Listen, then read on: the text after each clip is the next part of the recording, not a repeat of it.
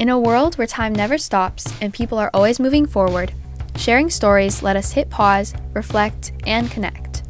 For one young podcast host, his show was the perfect platform to amplify his voice and help his peers tune in to their own stories.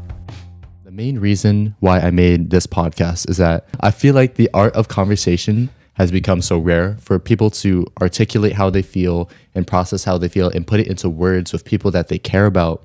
I feel like that's become so rare. Podcasts are becoming more popular these days, but it's not in people our age.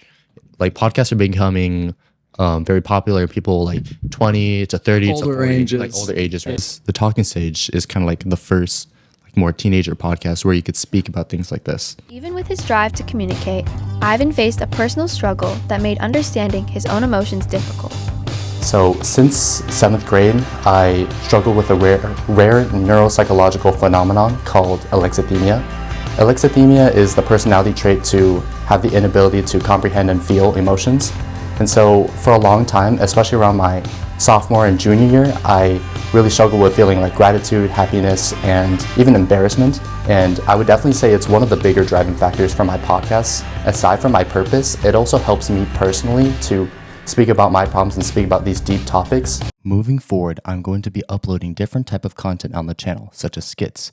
Skits may include topics that we talk about in the podcast of behavior and actions that have more serious undertones, but displayed in more family-friendly and funny ways. That way, I'm able to diversify the content on my channel while still being applicable to the serious undertones of the overall concept. Podcasting was never a pastime for me. It's a difficult process to find suitable guests and applicable topics and a suitable concept that could reach out to a larger audience. Additionally, it's even harder to find a channel identity amidst a world that degrades small podcasts and small platforms, especially by teenagers, so quickly.